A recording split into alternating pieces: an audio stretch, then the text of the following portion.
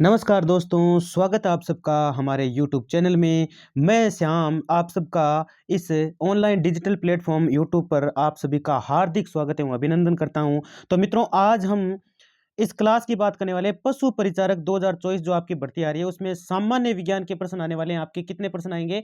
20 प्रश्न आने वाले हैं। उसी की ये ऑनलाइन क्लास है जिसमें हमें अति महत्वपूर्ण परीक्षा की दृष्टि से बहुत महत्वपूर्ण ये प्रश्न हैं। और पीछे जो पेपर हुआ था इसी से रिलेटेड ऐसे ही प्रश्न आए थे और इसी प्रकार के प्रश्नों के बारे में हम बात करने वाले हैं। जो सामान्य विज्ञान के प्रश्न आपके पूरा का पूरा एकदम एनालिसिस पूरा अच्छे से आपको बताने वाला हूं और मुझे नहीं लगता कि इनसे कोई बाहर आ जाएगा प्रश्न। तो 20 प्रश्नों की ये क्लास है फिलहाल के लिए और हमेशा होती रहेगी। 20-20 प्रश्नों की क्लास होती रहेगी। मैथमेटिक्स भी मैं करवाने वाला हूं और भी सब्जेक्ट आपको इसी पर करवाए जाने वाले हैं क्योंकि आज इसे शुरू किया है हमने और आज इसे मैं शुरू कर रहा हूं, ये पशु परिचारक 2024। तो फिलहाल तो मैं सामान्य विज्ञान की बात कर रहा हूं। तो सामान्य विज्ञान जो है वो आपके पूरे 20 नंबर आपको देकर यहां से जाएगा 100%। मैं कहता हूं ये एक बार वीडियो जरूर देख लीजिएगा और लास्ट तक तुरंत सारा का सारा ना टोटल के टोटल प्रश्न देखिएगा, लास्ट तक देखिएगा। 20 के 20 प्रश्न गारंटी देता हूं इस बात की आपको कि आपको पूरे में से पूरे 20 में से 20 अंक ये सामान्य विज्ञान देकर जाएगी क्योंकि 20 प्रश्न आपके सामान्य विज्ञान के आने वाले हैं जिसमें फिजिक्स, केमिस्ट्री, मैथमेटिक्स सब आने वाला है। ठीक है, तो सबकी इसमें बात करने वाले हैं। तो यदि आप चैनल पर नए विजिट कर रहे हो तो चैनल को सब्सक्राइब अवश्य कर लीजिएगा जिससे कि हर एक आपको वीडियो यहाँ से, चाहे वो मैथ की क्लास हो चाहे वो साइंस की क्लास हो, वो आपको यहाँ से मिलती रहे। तो सब्सक्राइब करना मत भूलिएगा। ठीक है, तो चलिए शुरू कर देते हैं आज की क्लास को। तो सबसे पहले बात कर लेते हैं मित्रों, पहला ही प्रश्न है आपका, हीरे का अपवर्तनांक कितना होता है, यानी हीरे का अपवर्तनांक कितना होता है। तो हीरे के अपवर्तनांक की बात करते हैं। हीरा वो है जो कार्बन का अपरूप होता है, जैसा कि आप सबको पता है। ऑप्शन आप देख पा रहे हैं 1.43, 2.21, 2.46 और 2.31। हीरा वो है जो कांच को भी काट देता है। कांच जो होता है ना आपका, उसको भी मतलब काटने के काम आता है हीरा। सबसे चमकीला पदार्थ है ये। तो इसका जो अपूर्णांक होता है वो होता है आपके, करेक्ट हो जाएगा यहाँ पर 2.46। ठीक है, चलिए अगले प्रश्न में चलते हैं हम। अगला प्रश्न है आपके, कार्बन की संयोजकता कितनी होती है। यानी कार्बन की यदि हम बात करें तो कार्बन आता है आपके 6 नंबर पर। कितने नंबर पर आता है? 6 नंबर पर। और इसका जो इलेक्ट्रॉनिक विन्यास लिखते हैं हम, तो वो लिखते हैं कि पहले भाई के में 2 भरते हैं, बाकी लास्ट वाले में 4 भरते हैं, यानी एल कोष में 4 भरते हैं। तो एल कोष में आपके 4 इलेक्ट्रॉन हैं, तो जो अंतिम कोष में जो इलेक्ट्रॉन भरे जाते हैं वही उसकी संयोजकता होती है। तो कार्बन की संयोजकता यहाँ पर करेक्ट हो जाएगी 4। तो कार्बन की संयोजकता कितनी होती है? 4 होती है मित्रों। चलिए बात कर लेते हैं अगले प्रश्न की। प्रश्न संख्या 3 आ जाता है आपके। आ जाता है प्रश्न कि नींबू का पीएच मान कितना होता है। तो नींबू का जो पीएच मान है, यानी पीएच जो स्केल है उस पर जो मान होते हैं भाई, अम्लीय क्षारीय की जांच करने के लिए पीएच स्केल एक विकसित किया गया था महान वैज्ञानिक सोरेनसन के द्वारा। यह भी ध्यान रख लीजिएगा, महत्वपूर्ण है क्योंकि पीएच स्केल का जनक पूछा जा सकता है। सोरेनसन थे, कौन थे? सोरेनसन। तो उन्होंने पीएच स्केल दी थी। तो नींबू का जो पीएच मान होता है वो होता है करेक्ट आपके 2.4। कितना होता है? 2.4 होता है। ये अम्लीय होता है, लगभग ज्यादा भी नहीं तो कुछ कम भी नहीं, इस प्रकार से होता है। ये 2.4 इसका पीएच मान होता है भाई। ठीक है, चलिए प्रश्न संख्या 4 में चलते हैं। चौथा प्रश्न है आपके।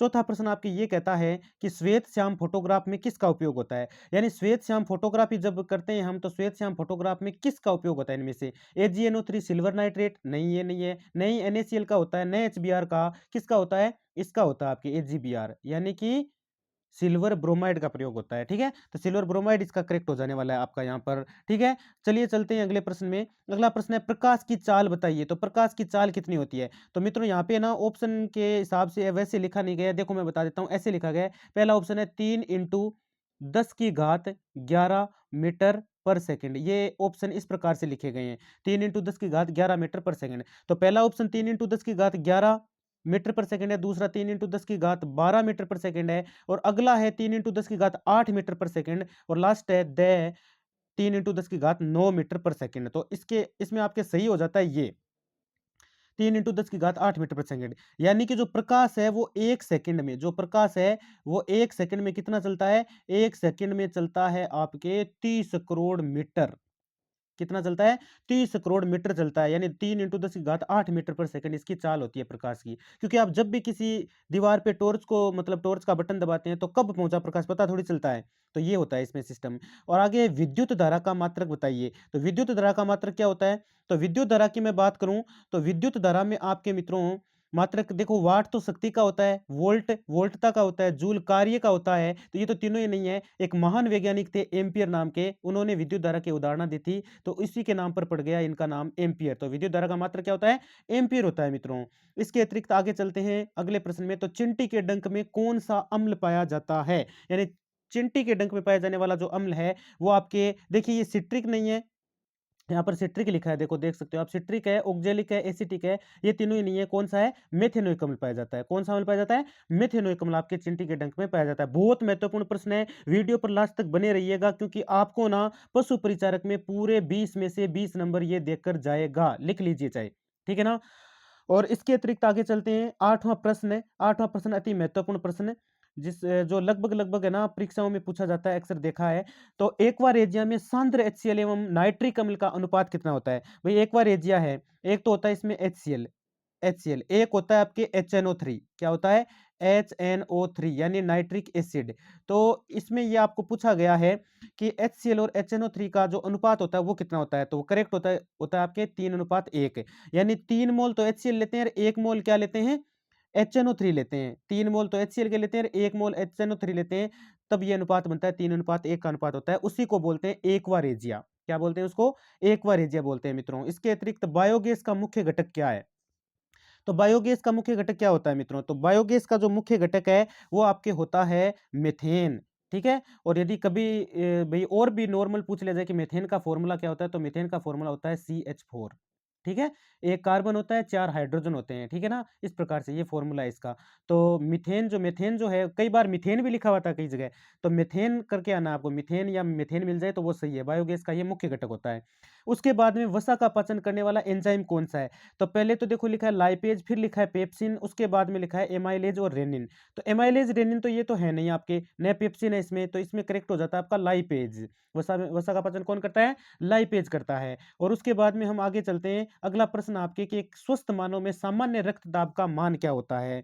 तो सामान्य रक्तदाब का मान होता है आपके 100/80 mmHg, ठीक है ना? इसमें देखो इकाई होती है ये 90/100 mmHg, 150/110 mmHg। इनमें से सही कौन सा हो जाता है आपके? ये वाला, द वाला सही हो जाता है। देखो 2 ऑप्शन है इसमें 80 ऊपर लिखा है, इसमें 80 नीचे लिखा है, तो ये वाला करेक्ट है। 100/80 mmHg होता है। ये रक्तदाब का मान होता है, एक सामान्य जो व्यक्ति होता है उसके रक्तदाब का ये मान होता है, स्वस्थ व्यक्ति का। कोशिका का शक्तिग्रह किसे कहते हैं? बहुत ही छोटी क्लासों से पढ़ते आ रहे हो। वैसे तो छठी क्लास का प्रश्न है, लेकिन सामान्य विज्ञान की दृष्टि से बहुत ही महत्वपूर्ण, और आपकी जो पशु परिचर की जो भर्ती आने वाली है, भर्ती जो होने वाली है अभी, जो पेपर होने वाला है आपका, उसके लिए तो बहुत ही महत्वपूर्ण है। तो इसका सही हो जाता है आपके माइटोकॉन्ड्रिया। तो लवक, लाइसोसोम, इसमें सभी, वैसे सभी नहीं लिखोगे आप, सभी मत कर देना। कई बार सोचते समझते नहीं है और लगभग कैंडिडेट हैं वो सभी करके आ जाते हैं, गलत मत कर देना। तो इसमें माइटोकॉन्ड्रिया होता है। कोशिका का शक्तिग्रह किसी को कहते हैं? माइटोकॉन्ड्रिया को कहते हैं। अगला प्रश्न है आपके, मानव शरीर में पाए जाने वाले अमीनो अम्लों की संख्या बताइए। तो जल्दबाजी में आप ये मत कर देना कि 560 कर दिया, 70 कर दिया, ये कर दिया। तो सही कौन सा है? ये वाला सही है। यानी होता है आपके 20 होता है। अमीनो अम्लों की संख्या कितनी होती है? 20 होती है मानव शरीर में। और मानव में छोटी आंत्र की लंबाई क्या होती है? तो छोटी आंत्र की लंबाई, देखो इंच वाला तो ये सिस्टम ही गलत लिख दिया, इंच वाला तो एकदम गलत है। लेकिन सोचेंगे क्या कैंडिडेट, ये सोचते हैं ये सब मीटर में, ये इंच में, तो यही हो सकता है। तो ये गलत है सारे के सारे, ये नहीं है, ठीक है ना?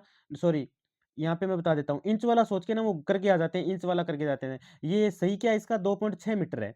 तो मानो में छोटी अंतर की लंबाई 2.6 मीटर होती है मित्रों, ठीक है? अगला प्रश्न आपके बिच्छू में श्वसन अंग होते हैं। तो बिच्छू में भाई सांस लेने के लिए कौन से अंग होते हैं? ट्रेकिया नहीं होता है, गलफड़े तो ये वो उसमें होते हैं, आपके मछली में होते हैं, फेफड़े अपने मनुष्यों में होते ही हैं। तो इसमें फिर क्या होता है? इसमें यही होता है, पुष्ट फुफ्फुस। देखो फुफ्फुस नाम लिखा है, फुफ्फुस नाम था, ये फू था पहले, गलती से फफूंस लिख दिया यहाँ पर, फुफ्फुस नाम है ये, पुष्ट फुफ्फुस आएगा आपके, ठीक है ना? आएगा ना, तो उसमें पुष्ट फुफ्फुस लिखा हुआ आएगा, ये करेक्ट है इसका। भारतीय पारिस्थितिकी का जनक कौन है? भारतीय पारिस्थितिकी का जनक कौन है? पारिस्थितिकी तंत्र के जो विज्ञान में लगता है आपके टॉपिक, उसका आपको पूछा गया है कि जनक कौन है? तो इसका जो जनक है, देखो ये तो है नहीं, सलीम अली तो थे, वो तो पक्षियों से रिलेटेड थे, स्वामीनाथन थे, वो अलग थे, हरगोविंद भी इसमें मतलब बिल्कुल भी हिस्सा नहीं लिया था, पारिस्थितिकी में कोई काम नहीं है इनका। तो काम किसका है? तो काम है प्रोफेसर रामदेव का। प्रोफेसर रामदेव इसका करेक्ट करके आ जाना है। आप सोच गलती मत कर दीजिएगा, कहीं गलती से आप ये मत करना कि सलीम अली, स्वामीनाथन और हरगोविंद का नाम बहुत सुना है विज्ञान में, तो ये जरूरी नहीं है। प्रोफेसर रामदेव इसका करेक्ट आंसर है, ठीक है ना? बहुत ही अच्छा प्रश्न है ये, इस परीक्षा की दृष्टि से तो बहुत ही ज्यादा। प्रथम क्लोन किस जंतु का बनाया गया? सबसे पहले भई क्लोन किस जंतु का बनाया गया था?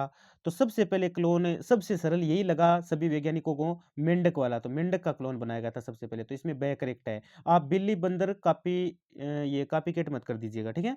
हाँ, तो अगला प्रश्न आ जाता है आपके, रेडियम की खोज किसने की? तो रेडियम की खोज तो सब जानते हैं भई, है ना? रदरफोर्ड का इनका कोई काम नहीं था, नया आइंस्टीन का, नया था हेनरी का, तो फिर ये किया था इन्होंने। मैडम क्यूरी की बात आती है यहाँ पर, तो मैडम क्यूरी ने रेडियम की खोज की थी मित्रों। इसके अतिरिक्त अगला प्रश्न आपके 18वां, 1 एचपी यानी 1 हॉर्स पावर, 1 एचपी का मतलब क्या होता है? ये होती है 1 अश्व शक्ति, 1 हॉर्स पावर, हॉर्स पावर, ये 1 हॉर्स पावर है, अश्व शक्ति बोलते हैं जिसे। इसका मान किसके बराबर होता है? तो ऑप्शन आपके ये रहे, 746 जूल। जूल तो बताओ कार्य में आता है, तो कार्य की यहाँ बात ही नहीं है, अर्ग पर सेकंड भी नहीं होगा ये किलोवाट में लिखा है, तो ये हो जाएगा 746 वाट। वाट में करके आना है, सही वाट है, क्योंकि शक्ति का मात्रक ही वाट होता है यार, किलोवाट कब होता है? किलोवाट तो जब बड़ी-बड़ी चीज़ों की बात करते हैं ना, तब उसमें किलोवाट में मापना शुरू करते हैं, तो 746 वाट इसका करेक्ट है। उसके बाद में बात करते हैं हम, शुष्क सेल में विद्युत धारा होती है, तो जो शुष्क सेल होता है आपका, उसमें विद्युत धारा कौन-सी होती है बताइए? एसी होती है, एसी मतलब अल्टरनेट करंट होता है या डायरेक्ट करंट होता है, या इनमें से कोई नहीं होता है? तो उसमें होता है मित्रों डीसी। अपने जो सेल घड़ियों में डालते हैं या कहीं पर भी सेल काम में लेते हैं, जैसे पहले वाले रेडियो चलाते थे, उनमें सेल डालते थे, तो उसमें सेल में हमेशा डायरेक्ट करंट होता है, यानी शुष्क सेल में विद्युत धारा कौन-सी होती है? डायरेक्ट करंट है। डीसी से ही करके आना है आपको, ठीक है? और उसके बाद में लास्ट प्रश्न आपका आज का, एक आदर्श वोल्टमीटर का प्रतिरोध होता है। तो एक आदर्श जो वोल्टमीटर होता है आपके मित्रों, उसका प्रतिरोध न तो देखो अधिक होता है, न कम होता है, न अति सूक्ष्म होता है, तो फिर क्या होता है? अनंत होता है। आदर्श की मैं बात कर रहा हूँ, जैसे सीधा एक चालक पड़ा है आपके पास, ठीक है ना? है ना? तो उसमें जब है ना, जब तक धारा प्रवाहित नहीं करते हैं, वोल्टता नहीं जोड़ते हैं, तो इलेक्ट्रॉन जो है वो मुक्त इलेक्ट्रॉन होते हैं उसमें बहुत सारे। तो वो मुक्त इलेक्ट्रॉन इधर-उधर गति करते रहते हैं, ठीक है ना? तो इसमें क्या होगा, न तो अधिक होगा, न कम होगा, क्या होगा? अनंत होगा, क्योंकि बात आदर्श की कर रहा है ये। आदर्श वोल्टमीटर का प्रतिरोध जो होता है, वो क्या होता है? अनंत होता है मित्रों, ठीक है? तो ये आपके मैंने 20 प्रश्न आज करवा दिए हैं, फिर कल से 20 प्रश्न और आने वाले हैं। ऐसे ही मैथमेटिक्स के प्रश्न लेके आने वाला हूँ बढ़िया-बढ़िया, क्योंकि पीछे देखो देखो जैसा है ना, लगभग-लगभग मैं आपको जीके और आपके पशुओं से संबंधित जो वो आपके बुक है ना, बुक भी बताने वाला हूँ, कौन-सी अच्छी है और कौन-सी नहीं है, वो भी आप लेके आएँगे, तो उससे भी पढ़ सकते हो आप आराम से। लेकिन ये जो मैं विज्ञान और गणित करवा रहा हूँ, ये बहुत अधिक महत्वपूर्ण है, यहाँ से प्रश्न पक्का 100% आने वाला है मित्रों। तो तैयार अच्छे से आपको ही करना पड़ेगा, आप ही कर लेंगे, बस ये प्रश्न तैयार कर लीजिए, मैं कहता हूँ अलग से विज्ञान पढ़ने की आवश्यकता ही नहीं पड़ेगी, लिख लीजिए और बोलिए। ठीक है? धन्यवाद मित्रों।